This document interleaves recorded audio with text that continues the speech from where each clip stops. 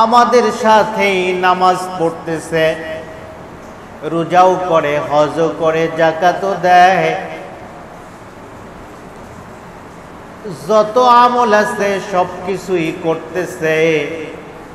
সব আমলের পরেও ওই বান্দাটার ফয়সালা যখন জাহান্নাম হয়ে যাবে, তার চাইতে হতভাগা কপাল পোড়া আর কেউ না। নামাজ পড়ছে, রোজা করছে, হজ করছে, যাকাত দিছে, পৃথিবীতে এমন আমল নাই যে আমল করে নাই, কিন্তু আমল নামা কি ফাঁকা, শূন্য। আমল নামা কি শূন্য। ও হবে কিয়ামতের ময়দানে সব থেকে নিঃস্ব। একজন কাফের দুনিয়ার জমিনে যার সম্পর্কে বলা দেয়া হয়েছে ফি নারি জাহান্নাম খালিদিনা ফিহা আবাদা, যে ব্যক্তি ঈমান আনে নাই, আমল করে নাই, ও তো বিনা হিসাবে জাহান্নামী। যে ব্যক্তি ঈমান আনে নাই, আমল করে নাই, ও কি বিনা হিসাবে কি, ও তো জানে ও মরলে জাহান্নামী হবে। আর আফসোসের কিছু আছে। দেখবেন পরীক্ষার সময় একটা ছাত্র খুব ভালো করে পড়াশোনা করছে, ওই ছাত্রটার চিন্তা চেতনা এ প্লাস পাবে, 2 পয়েন্ট কম থাকার কারণে এ প্লাস পায় নাই। এই ছেলেটার যে কি কান্না। আরেকটা ছেলে কোনোদিনই পড়াশোনা করে নাই, পাস করছে সি গ্রেডে, ও মানুষের মিষ্টি খাওয়ায়। একজন 2টা পয়েন্টের জন্য এ প্লাস পায় নাই, ও কাঁদে।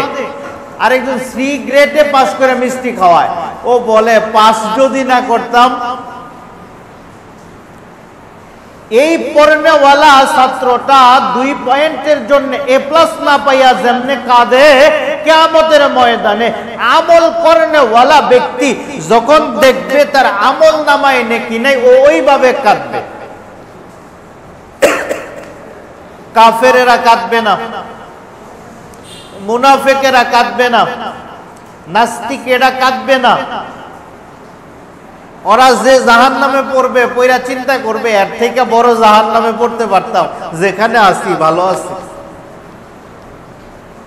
তবে হাই হুতাশ শুরু হবে ওই সমস্ত মানুষের দিলে, যেই সমস্ত মানুষগুলো দুনিয়ার জমিনের ভিতরে নামাজ পড়লো, রোজা করলো, হজ করলো, যাকাত দিল, কুরবানি করলো, সমস্ত ভালো কাজ করলো, কিন্তু কিয়ামতের ময়দানে দাঁড়াইয়া দেখে এই সমস্ত মানুষগুলো ঈমান হারা।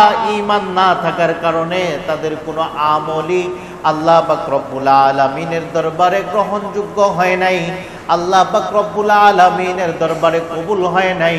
আজকে তাদের আমল নামাটা সম্পূর্ণ ফাঁকা।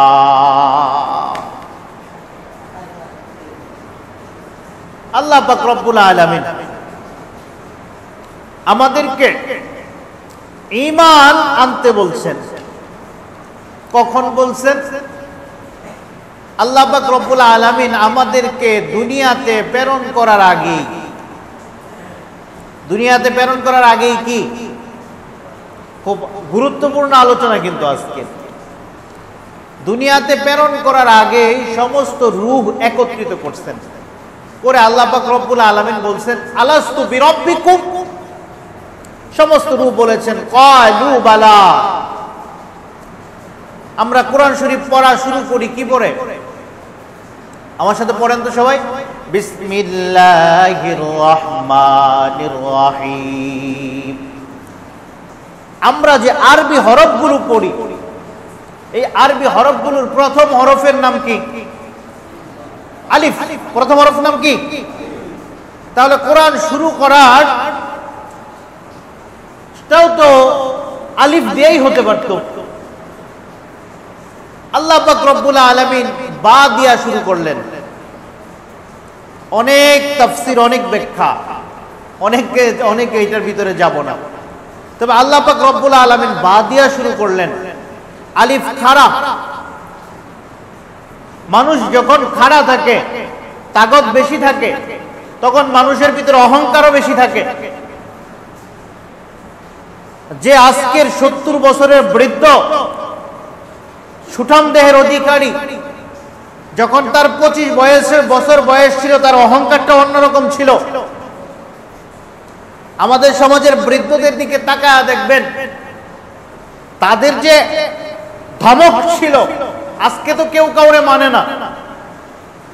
আজকে যারা বৃদ্ধ হয়ে গেছে, এরা যখন যুবক ছিল, এরা কথা বললে নড়চড় করতে খবর হয়ে যেত। আজকে তো জনে জনে মাতবর আমরা, কিন্তু আজকে কিন্তু তারা জীবিত আছে, কিন্তু তাদের কথা কাজে আসে না। যখন খারাপ ছিল, তখন কিন্তু দাম্ভিকতা, ক্ষমতা সবই কিন্তু বেশি ছিল। তবে বাটা দেখা গেছে, বাটাকে আল্লাহ শোয়া দিয়েছেন। এটা খারা হরফ না, নিচে নুক্তা দিছেন। এটা দিয়ে আল্লাহ বলেন, এই হরফটা বিনয়ী। বিনয়ী হরফ দিয়া যখন আমার বান্দা কোরআন পড়া শুরু করবে, আর দিলের ভিতরে বিনয় শুরু হয়ে যাবে, বান্দা নিজেকে ছোট মনে করবে। এই জন্য আমি বা দিয়া কোরআন শরীফ শুরু করছি। সুবহানাল্লাহ। আরো অনেক ব্যাখ্যা আছে, এটার দরকার নাই। তবে এটার একটা গুরুত্বপূর্ণ ব্যাখ্যা হলো, আল্লাহ পাক রব্বুল আলামিন যখন বলেছিলেন আলাস্তু বিরব্বিকুম, সমস্ত রূহ বলেছিল কি? বালা। কি বলেছিল? বালা। আমাদের রব আল্লাহ, এটা সমস্ত রূহ বলেছিল। বান্দা যখন বিসমিল্লাহ ভা দিয়া কোরআন পড়া শুরু করবে, তখন বান্দার মনে হয়ে যাবে, আমি আল্লাহ তাআলার কাছে ওয়াদা করেছি, আমার রব আল্লাহ। এটা শুরু হয়ে যাওয়ার সাথে সাথে বান্দা তার রবের দিকে ফিরে যাবে। এই জন্য আল্লাহ বা দিয়া কোরআন শরীফ শুরু করে দিয়েছেন। এটার আর ব্যাখ্যা করছি না। শুরু করলেন বা দিয়া, শেষ করছেন মিনাল জিন্নাতি ওয়ান নাস। মিনাল জিন্নাতি ওয়ান নাস মারাত্মক ব্যাখ্যা মুসল্লিয়ানি کرام। যে আয়াতটা দিয়ে শেষ হয়েছে, ওই আয়াতের ভিতরে জিন আর মানুষ দুইটার কথা বইলা নাস বইলা শেষ করছেন। এই আয়াতের ভিতরে ফেরেশতা থাকতে পারতো, আসমান থাকতে পারতো, জমিন থাকতে পারতো। আল্লাহ যদি এই আয়াতটাকে পুরা কোরআন শরীফের সমান আরেকটা লম্বা একটা আয়াত দিয়ে শেষ করতো, আমাদের কোন প্রকারের কথা থাকতো? কিন্তু আল্লাহ দুইটা শব্দ দিয়া, মিনাল জিন্নাহ, জিন ওয়ান নাস, মানুষ, মানুষ এবং জিন, দুইটা দিয়া শেষ করছেন। জিনের ব্যাখ্যায় যাচ্ছি না। নাস মানুষ শব্দটার শেষের হরফ হচ্ছে সিন। শুরুতে বা, শেষে সিন, দুইটা একত্রিত করলে একটা শব্দ তৈরি হয় বাস, যেটার বাংলা অর্থ হয় যথেষ্ট। আল্লাহ পাক রব্বুল আলামিন বলেন যে কোরআন দান করলাম, এই কোরআন আমার বান্দার জীবনের জন্য যথেষ্ট, আর কোনো কিছু আমার বান্দার জন্য দরকার নাই। আমার বান্দা যদি কোরআনের বা থেকে নিয়ে সিন পর্যন্ত তার জীবনে মেনে চলে, তার জীবনের সবকিছু আমি আল্লাহ এই কোরআনের ভিতরে দিয়া ভরপুর করে দিছি। সুবহানাল্লাহ।